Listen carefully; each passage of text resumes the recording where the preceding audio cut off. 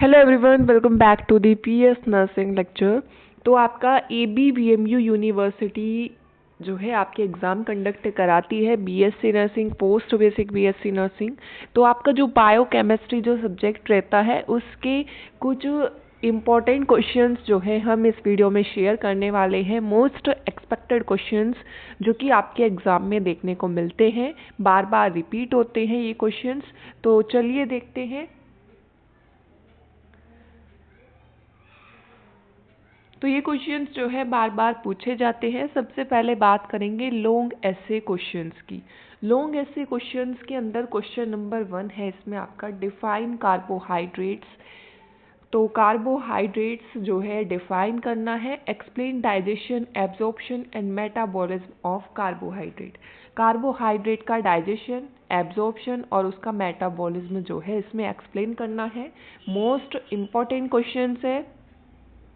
Next question number 2, describe the regulation of blood glucose level and the role of insulin and glucagon. Explain the glucose tolerance test and its clinical significance. यानी कि blood glucose level का regulation आपको इसमें लिखना है और insulin और ग्लूकाजोन का जो रोल है वो आपको इसमें लिखना होगा। ग्लूकोज टॉलरेंस टेस्ट के बारे में लिखना होगा। मोस्ट इंपॉर्टेंट क्वेश्चन है, बार बार रिपीट होते हैं। नेक्स्ट क्वेश्चन नंबर 3 क्या है? क्वेश्चन नंबर 3 के अंदर है define proteins, explain the digestion and absorption of proteins, describe protein metabolism and nitrogen balance. तो इसमें प्रोटीन्स के बारे में लिखेंगे, उसका डाइजेशन एब्जॉर्प्शन लिखेंगे और उसका मेटाबॉलिज्म इसके अंदर लिखना है। Next question number 4, most important question, बार बार रिपीट होता है।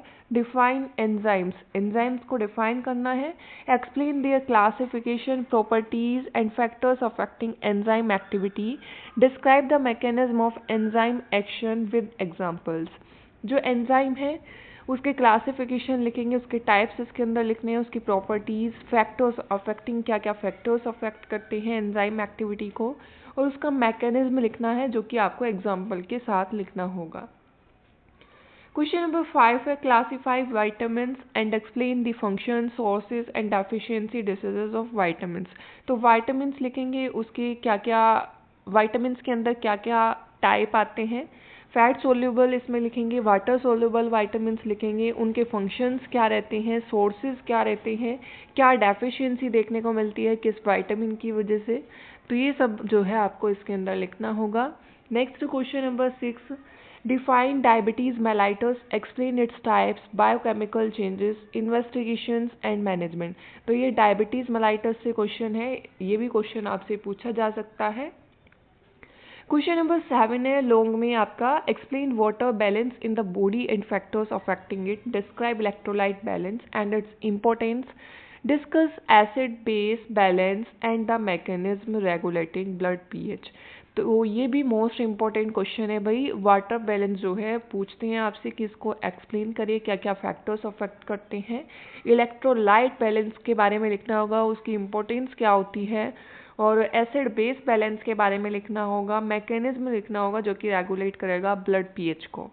तो सभी इंपॉर्टेंट क्वेश्चंस हैं। उसके बाद देखेंगे आपके शॉर्ट क्वेश्चंस आते हैं। शॉर्ट क्वेश्चंस में इंपॉर्टेंट है आपके, इसमें क्वेश्चन 1 है discuss lipoproteins, there classification and the clinical significance. Lipoprotein और उसका क्लासिफिकेशन और उसकी clinical significance. Next question number 2 most important है ये भी, कि माल न्यूट्रिशन क्या होता है एंड अंडर न्यूट्रिशन क्या होता है, कॉजेज क्या होते हैं, इफेक्ट्स क्या होते हैं और इनका प्रिवेंशन कैसे किया जा सकता है। उसके बाद है question number 3, define glycogenesis and glycogenolysis. तो ये भी मोस्ट इंपॉर्टेंट है, क्वेश्चन पूछते हैं इनसे भी आपका। इसके बाद है हर साल जो है मोस्टली ये क्वेश्चन आपका रिपीट होता है। मोस्ट इंपॉर्टेंट क्वेश्चन है, mention the functions of plasma proteins. Plasma proteins क्या है और उनके फंक्शंस क्या होते हैं। बार बार ये क्वेश्चन जो है आपका एग्जाम के अंदर पूछा जाता है, इसको अच्छे से पढ़ लेना। उसके बाद देखेंगे क्वेश्चन। क्वेश्चन नंबर 5 है cholesterol functions and importance. Cholesterol के बारे में लिखेंगे, उसके फंक्शंस क्या होते हैं, उसकी इंपॉर्टेंस क्या होती है। Next question most important, what are amino acids, और कोई भी 4 एसेंशियल अमीनो एसिड्स के नेम लिखने हैं। उसके बाद है question number 7, what is acid base balance. Acid base balance लिखना है। उसके बाद है question number 8, importance of biochemistry in nursing and scope. Biochemistry का जो है नर्सिंग में क्या इंपॉर्टेंस है, क्या स्कोप है, वो आपको इसमें लिखने होंगे। उसके बाद जो है ये भी मोस्ट इम्पोर्टेंट है, role of liver in fat metabolism. Fat metabolism में जो है लीवर का क्या रोल है। उसके बाद जो है गॉट ये डिसीज के बारे में आपको इसमें लिखना होगा। नेक्स्ट क्वेश्चन है आपका टीसीए साइकिल। टीसीए साइकिल से भी क्वेश्चन पूछते हैं। नेक्स्ट क्वेश्चन नंबर 11, माल एब्जॉर्प्शन सिंड्रोम। क्वेश्चन नंबर 12 है फंक्शंस ऑफ इलेक्ट्रोलाइट्स। तो जब आप इलेक्ट्रोलाइट्स के जो फंक्शन लिखेंगे, सबसे पहले इलेक्ट्रोलाइट्स लिखने हैं आपको, उसके बाद उसके फंक्शंस लिखने हैं। नेक्स्ट आते हैं वेरी शॉर्ट क्वेश्चंस।